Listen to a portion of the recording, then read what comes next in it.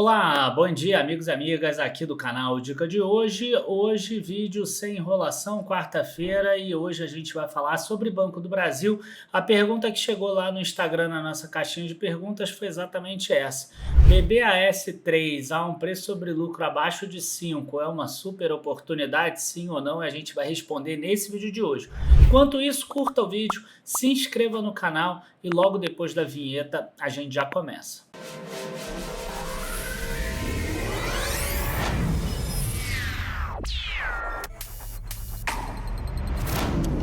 Bom, pessoal, primeira coisa que é importante a gente falar aqui sobre Banco do Brasil é o seguinte, que ele é uma empresa, né, estatal e que acaba, por causa disso, sendo negociado abaixo dos seus pares. De qualquer forma, tem alguns momentos que ele fica muito barato, né? Como é o caso que esse seguidor aí está querendo mostrar para a gente. Então, eu aqui estou no site do Investidor 10, eu vou clicar aqui nesse gráfico aqui para a gente dar uma olhada no histórico dos últimos 10 anos de preço sobre lucro do Banco do Brasil. E olha só que interessante, né? Ele fica com preço sobre lucro mais próximo dos pares, Itaú, Bradesco, Santander e etc. Aqui, ó, nos anos de 2016 a 2020, mais ou menos. Tá, que é governo Temer e governo Bolsonaro antes do problema das Americanas. Né? Aí chega 2021, 2022, a gente já começa a ter uma queda aqui, né? Aí tem a pandemia e tem a Americana junto, e depois a gente tem aqui, ó, governos que são mais interventores, a gente tem aqui um preço sobre lucro menor. Então a primeira coisa que eu gosto sempre de falar é o seguinte, a questão do governo em si, na minha visão, já está no preço. Tá? Por quê? Porque se tiver um outro governo ou esse governo mesmo, ele se mostrar menos interventor, a gente acaba tendo um preço sobre lucro mais próximo dos outros, que vai ser alguma coisa perto de 8 vezes lucro. Né? Nesse momento aqui, a gente está num governo que o mercado costuma precificar ela entre 4 e 5 vezes lucro. Então, o primeiro ponto, que é a questão estatal, eu acho que a gente já tira aí de cena. Inclusive, a gente tem um gatilho aí de alta, né? Se porventura, no futuro, em algum momento do futuro, pensando que você vai segurar isso por 10 anos, 15 anos, 20 anos, se em algum momento entrar algum governo que seja mais pró-mercado, isso deve levar o preço sobre lucro de 5 para 8 vezes, se você tiver paciência, por exemplo, para aguardar esse tipo de governo. Então, primeira coisa estatal, a gente já tira aí da conta, já está no preço. Algumas pessoas confundem isso. Por quê? Porque o Banco do Brasil ele cresceu muito, né? Se você parar para olhar aqui, ó, ele cresceu só no último ano, mesmo apesar dessa queda aqui mais recente, 39,25%. Nos últimos 10 anos, 302%. Então, quando você tem esses números, 302% de alta, você tende a pensar que, cara, acabou, não tem mais como crescer além disso. Só que, como a gente viu, hoje está num preço sobre lucro mais ou menos similar. Então, se cresceu 300 e poucos por cento, é porque o lucro cresceu alguma coisa próxima a isso também, entre 200 e poucos e 400% mais ou menos. Tá? Então, o lucro cresceu mais ou menos ajustado. Por isso que a gente sempre trabalha com a relação preço sobre lucro. Bom, aí a gente passa para o resultado do Banco do Brasil. Né? O resultado do Banco do Brasil ele é muito importante para a gente poder precificar o que vem. Quando a gente está falando de uma empresa como um banco que já é consolidado, a gente não está falando de crescimento para frente. A gente está principalmente baseado em dividendos. Quer dizer, ninguém imagina que o Banco do Brasil vai roubar mercado do Itaú e do Bradesco e vai passar a ter 40%, 50% de participação de mercado e vai se consolidar como o único banco do Brasil. Ninguém tem essa visão. Ninguém tem a visão que o Banco do Brasil vai acabar comprando participações na Argentina, no Chile, no Uruguai, na Colômbia, no Peru e vai virar um banco da América Latina, da América do Sul. Ninguém imagina isso. Então, o Banco do Brasil ele vai gerar resultado para distribuir para os seus acionistas. É simples assim. E de onde saem esses resultados? Do lucro líquido. Então, a própria empresa aqui, tá? Ela soltou essas projeções aqui, e eu nem vou mostrar todas porque esse vídeo é sem enrolação. Eu quero pegar esse aqui, ó, 37 a 40 bilhões. Eu vou trabalhar com 37 bilhões pensando o menor de todos, tá? O menor lucro esperado pela própria companhia. E aí eu vou voltar aqui, ó, no Investidor 10 e vou mostrar para vocês a quantidade de ações que ela tem. 5.730.834. Então, fazendo essa conta, 37 bilhões de lucro esperado, dividido pela quantidade, 5.730 bilhões de ações, a gente tem R$ 6,45 por lucro. Vamos guardar esse número, R$ 6,45 por lucro. Por quê? Porque se você pegar agora, ó, R$ 27,50, que é o preço atual da empresa, e dividir por esse lucro de 6,45 esperado, aquele preço sobre lucro de 4,9 já cai para 4,26 vezes. Tá? Vamos guardar isso. Se quem está comprando em Banco do Brasil está esperando dividendos, né, porque não imagina que o Banco do Brasil vai crescer tanto, ele vai crescer aquele necessário para crescer a carteira de crédito dele e aumentar o patrimônio líquido junto para que ele não estoure lá o índice de Basileia. Mas isso vai acontecendo gradativamente. Ninguém espera que o Banco do Brasil vai crescer 15, 20, 50% em um ano. Tá? Então, a gente parte aqui para outra questão, né? Quando vão ser os dividendos do Banco do Brasil e quais são esses valores? E aí, a gente tem aqui o fato relevante, que foi agora, de 8 de fevereiro de 2024, em que o payout sai de 40% para 45%. E o que isso significa? Significa que dos 37 bilhões de reais de lucro, são esperados os pagamentos de 45%. Tá? Isso dá 16,65. Eu vou fazer uma conta aqui um pouco melhor. 37 bilhões, você tira 5% de reserva legal, e daqui você tira os 45%. Então, você vai ter 15,817, que dividido pelos 37 bilhões aqui, a gente está aqui falando de um payout que é 45%, mas aqui a gente vai trabalhar com 42,75%. É só uma questão técnica, tirando aqui a reserva legal. Tá? Outra coisa interessante também é o seguinte, eu já sei que no dia 8 de maio, o Banco do Brasil vai anunciar algum dividendo. E eu sei que ele vai ser pago dia 21 de junho. Eu sei também que dia 24 de maio ele vai anunciar um dividendo, esse vai ser pago dia 28 de junho.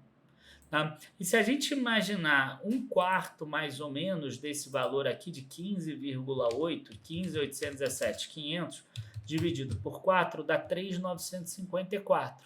Né? E aí, voltando lá no Investidor 10, quantas ações são? 5.730. Então, a soma desses dois dividendos aqui, eu imagino que vai dar alguma coisa em torno de 70 centavos por ação, 69 centavos para ser exato. Né? 69 dividido por 27,50, a gente tem aqui ó, uns 2,50% mais ou menos de yield por trimestre. Isso dá em torno de 10% ao ano. Tá? E 10% ao ano, às vezes, vocês não vão entender como isso é forte. Tá? E por isso eu tenho uma planilhazinha aqui que a gente até mostra na minha mentoria, a mentoria que a gente não vai mais lançar, tá? Mas é interessante a gente colocar aqui. Eu só vou mudar o payout aqui para 42,75 e aqui a relação preço sobre lucro de 4,26, o dividendo esperado de 2,76, que é aquele 0,69 vezes 4. Estou botando um crescimento aqui de 0% nominal. O que significa? Que não vai crescer nem inflação depois desse primeiro ano. Então, se isso acontecer, mesmo assim, a tua taxa de retorno é em torno de 9,94%. Se você comprar ele a 27,50, receber os dividendos ao longo desse tempo e sair dele a 27,41 daqui a 5, 6 anos. Então, quer dizer, nada de bom aconteceu no Brasil, ficou tudo parado. Você ainda assim ganhou, cara, você ganhou mais do que o CDI, né? Porque dividendo é isento no Brasil. E a gente tem aqui, hoje o CDI é 10,75, esperam-se até uma taxa terminal muito menor do que essa, logo você ganhou até mais do que o CDI, por exemplo. Então, quais são as formas do Banco do Brasil não se valorizar? Né? A gente tem duas. Uma, ter uma deterioração do cenário macro que jogue o CDI para cima. Né? Se o CDI voltar lá para 14, para 15, para 20, sei lá, se for a 60, como é na Argentina, aí ok, o Banco do Brasil vai ter que aumentar muito o lucro dele ou esse preço vai ter que diminuir. Né? Agora, outra forma também é se o lucro cair. Né? Aqui eu botei um crescimento de 0, eu poderia botar um crescimento de -5. aí a taxa de retorno já diminui, quer dizer, o teu dividendo vai diminuindo ao longo do tempo. Então, nesse momento atual, o que eu acho que está acontecendo? Eu acredito que o mercado ele está precificando, principalmente, reduções, tá? Do lucro, o que eu acho que é uma loucura que ele está fazendo nesse momento. Mas ele tem algum embasamento, tá, teórico aqui. Por quê? Porque os resultados do Banco do Brasil, se a gente olhar a carteira de crédito aqui, a gente vai ver que é mais ou menos um terço, um terço e um terço. É um terço pessoa jurídica, um terço pessoa física e um terço agronegócio. E a gente sabe que a safra do agronegócio desse ano veio muito ruim. Quando a gente vai aqui na análise de desempenho, a gente percebe que o spread gerencial de crédito já ajustado ao risco aqui, ó, a gente percebe que o do agronegócio ele vem caindo. Quer dizer, ajustado ao risco não, isso aqui é só o spread gerencial de crédito. A gente vê ele caindo aqui ao longo do tempo, né? Enquanto isso, de pessoa física, ele vem subindo. Só que o spread de pessoa física não vai conseguir ficar pagando aquilo do agronegócio por tanto tempo, né? Ainda mais se vier uma safra ruim, que esse spread gerencial caia muito. Então o mercado ele está aqui um pouquinho com essa situação, ele está com certo receio com relação a essa questão do spread gerencial de crédito, tá? E quando você pega aqui o spread ajustado ao risco, a gente percebe aqui, ó, que ele vem se mantendo, tá? Principalmente nos últimos 7 trimestres aqui, entre 3,1% e 3,4% por trimestre, o que é excelente, né? Significa que você está ganhando, já tirando as inadimplências, as provisões, você está ganhando aí uns 13% ao ano, tá? Então, esse número aqui é muito bom comparado com a CDI atual. Só que se o agro tiver algum problema, ou se tiver algum problema com algum credor, igual aconteceu com as americanas, isso pode dar um problema maior, tá? E aí a gente termina aqui esse vídeo de hoje falando sobre a Casas Bahia, para você ver como as coisas são interligadas, né? Então a Casas Bahia colocou ali uma recuperação extrajudicial em que o processo envolverá as debêntures sexta, sétima, oitava e nona emissão e as CCBs que a companhia possui com Bradesco e Banco do Brasil, que são os principais credores aqui.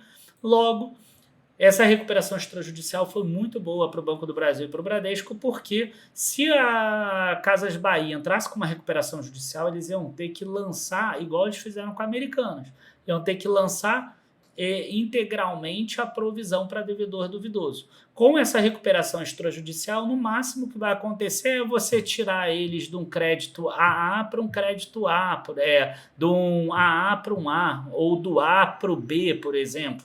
Tá? E aí a provisão do um B é coisa de 1 a 3%, mais ou menos só.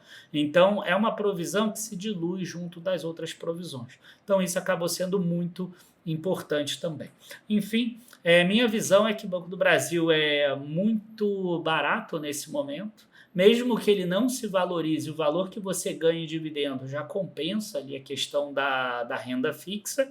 Os riscos são inerentes ao negócio, são inerentes à renda variável, os riscos são inerentes ali a, principalmente, uma alta dos juros, que eu acho muito difícil de acontecer nesse curto prazo, ou uma queda de resultados, que aí eu já acho um pouco mais possível se a gente tiver aí uma deterioração, principalmente do cenário do agronegócio, ou de algum grande pagador, como poderia ter sido as Casas Bahia, que não deve ser mais por causa da recuperação extrajudicial, o que ajuda o Banco do Brasil.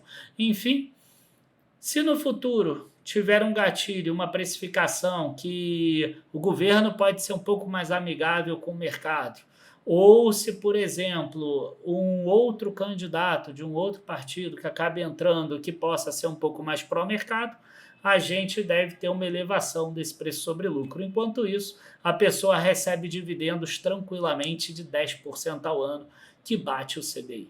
Enfim, pessoal, abraços a todos, bons investimentos, é uma das ações que eu gosto bastante aí, Banco do Brasil, inclusive está numa das nossas carteiras recomendadas e realmente ela é muito barata, tem seus riscos, mas é muito barata. Abraços e até a próxima. Tchau, tchau.